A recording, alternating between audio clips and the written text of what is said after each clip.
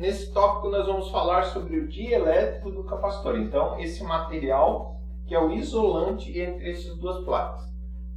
O estudar o capacitor ele é meio louco, né? Porque a gente está falando de um componente que não tem condução entre as duas placas e a gente está falando de condução de energia mesmo assim nele. E o dielétrico, mesma situação, ele é um isolante. E agora a gente vai falar o porquê ele, mesmo sendo isolante, isso é, ele não permite a passagem de carga de um lado para o outro, mesmo ele sendo isolante, ele consegue mudar as características do capacitor. Então eu voltei para esse desenho que eu tinha feito anteriormente aqui para a gente entender um pouco melhor. Então vamos lá. Temos aqui um capacitor, onde ele tem uma placa aqui, né, e uma outra placa aqui. Analisando novamente, da forma que a gente falou anteriormente, fazendo aquela analogia com a caixa d'água, a gente entende que aqui ele possui um certo espaço de armazenamento, isso é, ele tem capacidade de armazenar uma certa quantidade de elétrons, e aqui também. Então ele já tem nele, né, uma certa quantidade de elétrons e pode armazenar mais ou menos. E o isolante aqui ele pode ser ar, mica, teflon, cerâmica, poliéster e assim vai. Existem vários materiais aqui que podem ser esse isolante de um eletrolítico, que é uma substância eletrolítica também, né? Uma substância carregada ali com elétrons, que vai fazer, só que todos eles são isolantes. Então, o que vai fazer a diferença nesse quesito? Vamos supor, eu vou fazer mais um desenho aqui para a gente conseguir entender. Deixa eu fazer aqui assim. Deixa eu fazer aqui assim. Fazer um maior aqui para ficar mais claro.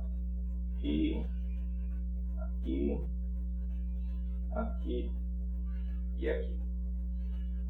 Então, se eu for analisar o capacitor unicamente, então eu vou ter esse material isolante aqui. Agora vai ser o ar, por exemplo.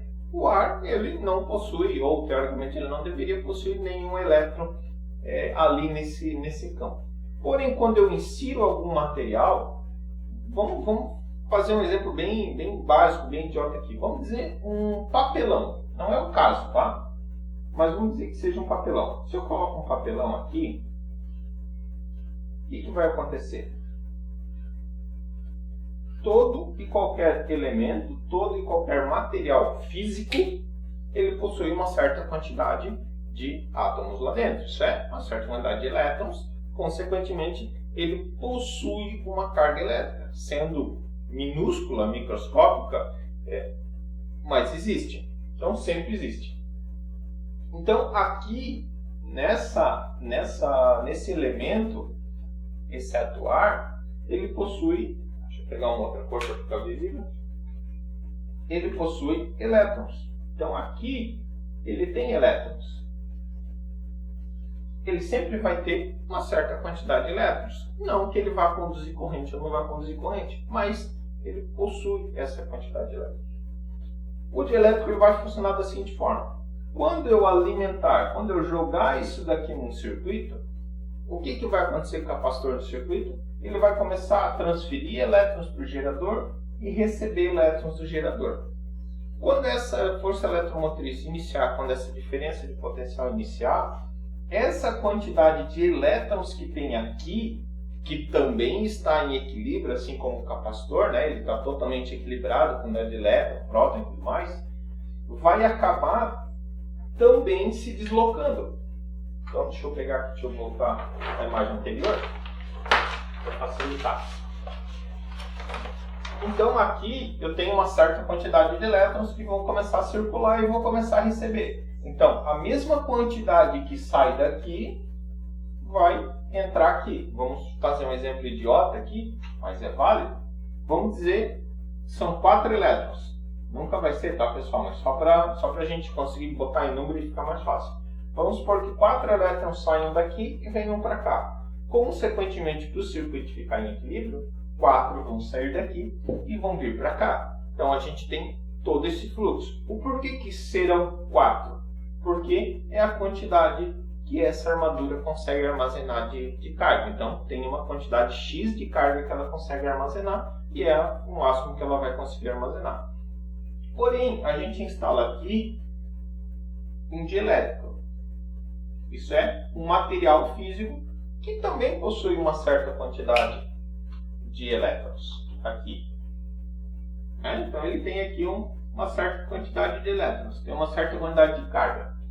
Quando eu gerar essa diferença de potencial, o que vai acontecer? Quando eu tenho esse dielétrico, essas cargas da armadura vão se deslocar, porém, parte desses elétrons aqui, por eles estarem ligados fisicamente com a armadura, eles também vão se deslocar. Então, parte desses elétrons também vão se deslocar. Vão se deslocar daqui. Consequentemente, se eu perdi elétron aqui e eu preciso ficar em equilíbrio, eu preciso que aqui me forneça mais elétrons. Então, aqui eu vou receber um elétron a mais. Aqui nesse exemplo, né? Então, eu estou falando que daqui ele deu um elétron ou uma quantidade de carga, saiu daqui, veio para cá, ele precisa ficar em equilíbrio. Ele perdeu 5, ele precisa ganhar 5. Então, o material dielétrico do capacitor vai mudar também a característica. Por isso que existem capacitores de diferentes tipos. Então, existe poliéster, existe de cerâmica, de mica, eletrolítico. Então, assim, o porquê que são construídos de diferentes tipos, se é tudo a mesma coisa. Então, aqui está a tua resposta. De acordo com o elemento dielétrico dele, também vai fazer diferença. Então, o que vai fazer diferença no capacitor? O tamanho dele, a gente vai estudar mais lá na frente sobre a questão da unidade.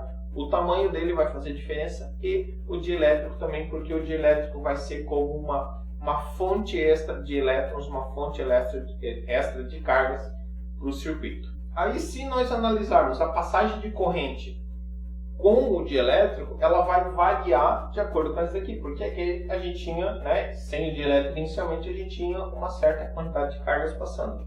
Com o dielétrico, vai aumentar, né? Então aqui eu estou analisando que há mais uma parte de carga sendo aqui. Então o que vai acontecer aqui no nosso circuito? O nosso circuito, em vez de ele iniciar o pico de corrente aqui, provavelmente ele vai fazer isso daqui, ó. Então isso eu vou ter um pico maior de energia elétrica, um pico maior de corrente elétrica, de acordo com o dielétrico que eu tenho. E quanto melhor for esse dielétrico, quanto mais elétrons ele tiver para fazer essa troca no momento que o circuito é ligado, maior vai ser essa minha corrente de pico.